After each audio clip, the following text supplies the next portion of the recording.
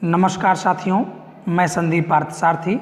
स्वागत है आपका अपने YouTube channel Parthasarathi education point पर। साथियों, जैसा कि आप सभी को पता है कि बेसिक शिक्षा विभाग उत्तर प्रदेश में अब ऑफलाइन अवकाश लेने की प्रक्रिया बंद हो चुकी है।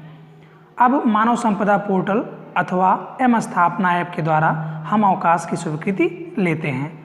मानव संपदा पोर्टल को अब अपडेट कर दिया गया है, जिसके अंतर्गत एक नई प्रक्रिया लाई गई है, जिसमें अवकाश लेने के बाद विद्यालय में वापसी के लिए ज्वाइन करना होता है, जिसके लिए हमें ज्वाइनिंग की रिक्वेस्ट अपने रिपोर्टिंग ऑफिसर को सेंड करनी होती है। जब हम रिक्वेस्ट सेंड कर देते हैं, तब हमारे रिपोर्टिंग ऑफिसर महोदय उस रिक्वेस्ट को जो कि पेंडिंग होती है उसे कंफर्म कर देते हैं। तब हम पूर्ण रूप से विद्यालय में रीज्वाइन होते हैं। यदि हम ऐसा नहीं करते हैं तो भविष्य में यदि अगले माह से प्रपत्र 9 जो कि ऑनलाइन भरा जाना है, यदि हम उसको भरते हैं और हम रीज्वाइन नहीं किए हैं तो दोनों में कुछ डिसमैसेज होंगे, जो अनियमितताएं होंगी, दोनों में अंतर पाया जाएगा, जिसके कारण समस्याएं उत्पन्न हो सकती हैं। तो आज हम सभी लाइव डेमो वीडियो के माध्यम से सीखेंगे कि किस प्रकार हम मानव संपदा पोर्टल के द्वारा अवकाश लेने के पश्चात रीज्वाइन करेंगे। यदि आपने पूर्व में बनाए गए वीडियो मानव संपदा पोर्टल व एम स्थापना ऐप के द्वारा अवकाश लेने की प्रक्रिया तथा मानव संपदा पोर्टल एवं दीक्षा ऐप को आपस में मर्ज करने की प्रक्रिया वाले वीडियो को नहीं देखा है तो उसे अवश्य देखें और डिस्क्रिप्शन से लिंक प्राप्त कर सकते हैं वीडियो को देखने के लिए। सबसे पहले हम गूगल क्रोम ब्राउज़र को ओपन कर लेंगे।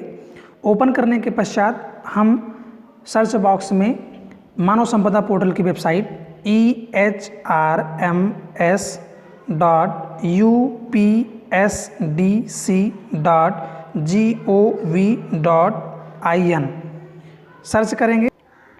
मानव संपदा पोर्टल की मुख्य वेबसाइट कुछ इस प्रकार से ओपन होकर आ जाएगी, जहां से यह वेबसाइट आपको मोबाइल मोड में एक्टिव है। तो सबसे पहले हम इसे डेस्कटॉप मोड में ऑन करते हैं। उसके लिए हमें किनारे पर ये दाहिनी तरफ 3 डॉट बने हुए हैं, उस पर क्लिक कर देना है। जब हम इस पर क्लिक करेंगे तो देखेंगे कि नीचे यहाँ पर लिखा हुआ है डेस्कटॉप साइट और बॉक्स बना हुआ है। हम इस बॉक्स पर टिक कर देंगे और टिक करने के पश्चात हमारी जो वेबसाइट है, इसका जो होम पेज है, वह डेस्कटॉप मोड में ऑन हो जाएगा और अब हम इस पर डेस्कटॉप की तरह ही वर्क कर सकते हैं। पेज ओपन हो जाने के पश्चात अब हमें लॉगिन की प्रक्रिया को स्टार्ट करना है। उसके लिए हम किनारे पर ये लिखा हुआ है EHRMS लॉगिन, यहाँ पर हम क्लिक कर देंगे और क्लिक करने के पश्चात यहाँ से हम लॉगिन की प्रक्रिया को स्टार्ट हो जाएगी। सबसे पहले हमें लॉगिन करने के लिए डिपार्टमेंट को चूज करना है।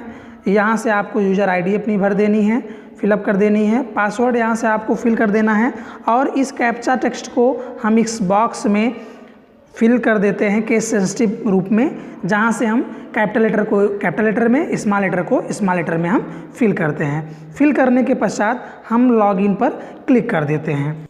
जैसे ही हम लॉगिन पर क्लिक करेंगे, हमारा होम पेज ओपन होकर आ जाएगा। होम पेज ओपन होने के पश्चात आपको दिखाई दे रहा होगा ये हरे रंग का टैब, जहाँ पर आपको general, leave module, transfer module, ACR, payroll, service book दिखाई दे रहा है। अब हमें यहाँ से ज्वाइनिंग की रिक्वेस्ट सेंड करनी है, तो इसके लिए हम आएंगे लीव मॉड्यूल पर क्लिक करेंगे। जब हम लीव मॉड्यूल पर क्लिक करेंगे तो यहाँ से हमें कई ऑप्शंस खुलकर आ जा रहे हैं, जहाँ से हमें क्लिक करना है सेंड ज्वाइनिंग रिक्वेस्ट पर। तो हम सेंड ज्वाइनिंग रिक्वेस्ट पर क्लिक कर देते हैं। जब हम इस पर क्लिक करेंगे तो हमारा जो लीव ज्वाइनिंग रिपोर्ट है वह ओपन होकर आ जाएगी। तो जैसे उसके पहले हम देखेंगे कि हमारी जो लीव ज्वाइनिंग स्टेटस है उसको दिखा रहा है कि हमने 21 और 22 को CL लिया था, कैजुअल लीव लिया था, और हमारी जो रिक्वेस्ट है वह अभी सेंड नहीं हुई है, रिक्वेस्ट नॉट सेंड। जहाँ पर हमें शो कर रहा है कि सेंड रिक्वेस्ट, आपको रिक्वेस्ट सेंड करनी है, तो उसके लिए हमें क्या करना होगा, सेंड रिक्वेस्ट पर क्लिक कर देना है। जैसे हमारी 22 तारीख को लीव हुआ है, तो हमारी ज्वाइनिंग किस तारीख को होगी, 23 तारीख को। तो यहाँ से हम देखेंगे कि ज्वाइनिंग डेट ऑटो फिल हो गया है 23 तारीख को, और फोरनून में हम करना चाहते हैं तो हम फोरनून पे क्लिक कर दिए हैं। Reason in case of late joining दिया गया है, तो यदि आप किन्हीं कारणों से लेट ज्वाइन किए हैं तो उसमें लिखते हैं, और नहीं भी किए हैं तो भी आप इसमें कुछ ना कुछ कमेंट अवश्य लिखिए। लेकिन क्योंकि कभी कभी क्या होता है कि यह डाटा सेव नहीं होता है, कुछ एरर बता देता है, तो इसके लिए आपको इसमें कुछ ना कुछ लिख देना है। जैसे कि हम लिख देते हैं यहाँ से ज्वाइनिंग रिक्वेस्ट, यहाँ पर हम क्या लिख देते हैं, ज्वाइनिंग रिक्वेस्ट। और यदि आपने कुछ CL लिया है या कुछ स्पेशल लीव लिए, जैसे आपने मेडिकल लीव लिया है या चाइल्ड केयर लीव लिया है या कोई अन्य लीव लिया है जिसमें आपको किसी भी अटैचमेंट की आवश्यकता है, किसी भी प्रमाण की आवश्यकता है, तो आप यहाँ से अपलोड अटैचमेंट में चूज फाइल करके उस फाइल को आप अपलोड कर सकते हैं PDF या JPEG फाइल के रूप में, तो आप उसको अटैच कर यहाँ से कर सकते हैं। तो अब यदि हमने सब कुछ भर लिया है, फिलअप कर लिया है, तो अब हम क्या करेंगे, सेव पर क्लिक कर देंगे। अब हम सेव क्लिक कर देते हैं।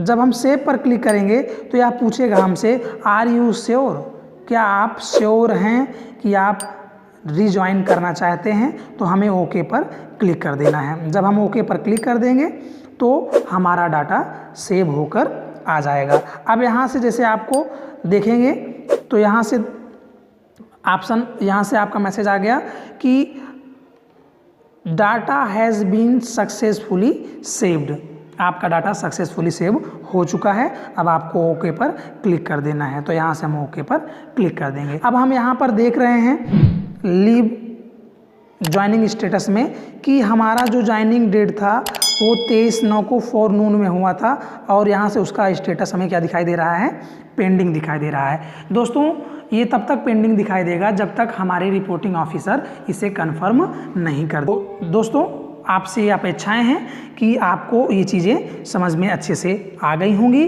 और आप इस प्रक्रिया को अच्छे से समझ लिए होंगे और रीज्वाइन करने में आपको पूर्णतः आसानी होगी। तो यदि आपको हमारी ये वीडियो पसंद आई हो तो आप हमारे चैनल को सब्सक्राइब करें, वीडियो को अधिक से अधिक शेयर करें ताकि अन्य लोगों तक ये जानकारी पहुंच जाए आसानी से और वो भी इस प्रक्रिया को कर सकें। अन्य विभागीय सूचनाएं, लेटेस्ट अपडेट, ऐप से संबंधित जानकारी इत्यादि पाने के लिए चैनल को सब्सक्राइब करें, वीडियो को लाइक और शेयर करना ना भूलें। धन्यवाद।